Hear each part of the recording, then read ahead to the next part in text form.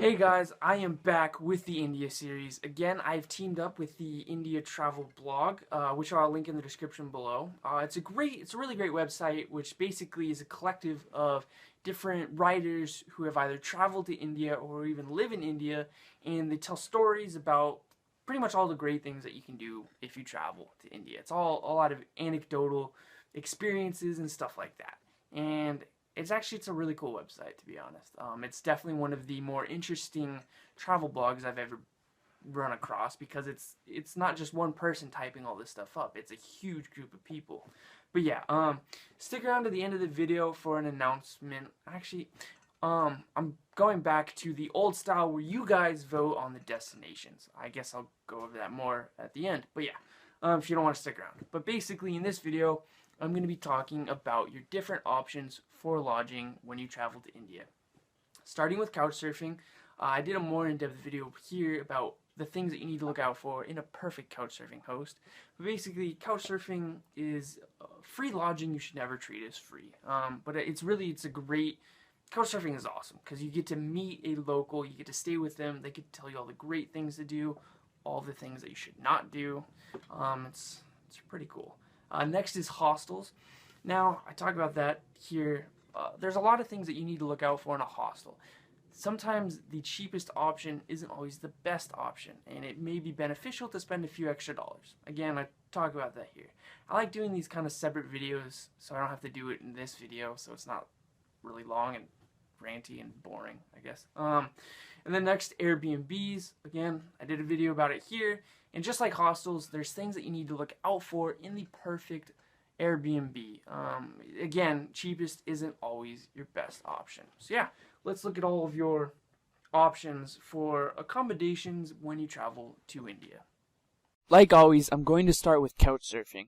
If you do not have a profile, I highly recommend joining via Facebook. It will do 60% of the profile building work for you, taking info straight from your Facebook page.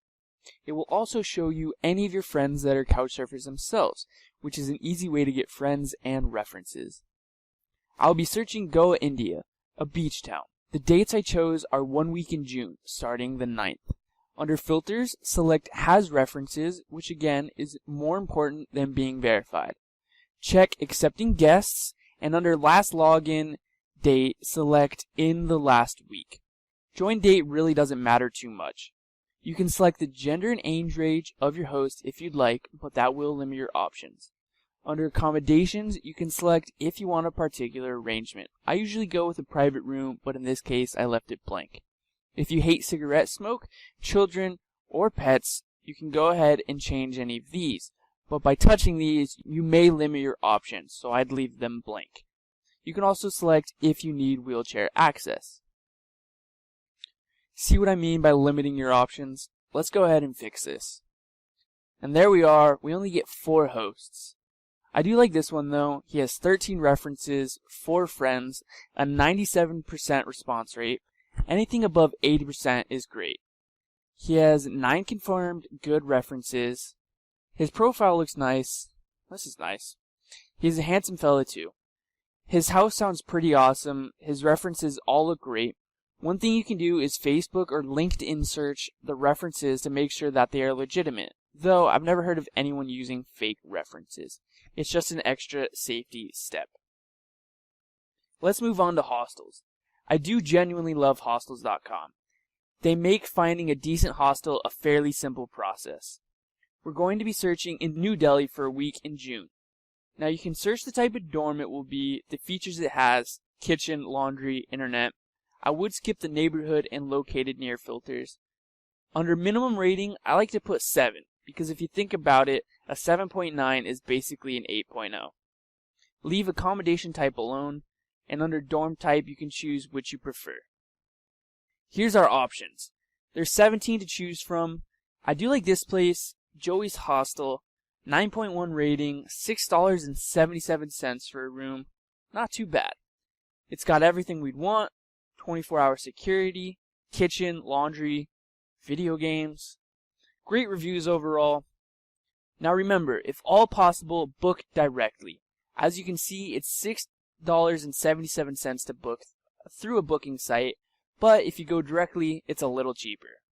Well, 2 cents cheaper, so not much, but you're going to save yourself a lot of headaches by booking directly. Plus, a lot of the times you can get a long stay discount which can help you save more. This place does look awesome. Free breakfast, rooftop terrace. I might have to check it out. Lastly, I'm going to look at Airbnb. Let's look in Mumbai, where Bollywood is, searching for a week in June once again. Now you can input the filters I talked about in the Airbnb video, search for the whole apartment, a private room, or a shared room. There's quite a few options without any reviews. I would stay away from those, to be honest. We've got one here for $13 with 3 reviews, $11 here with 4 reviews, $13 here with 27 reviews. Let's move the price range a bit.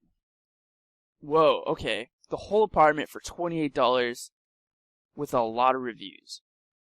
A private room with ocean views for $26 a night.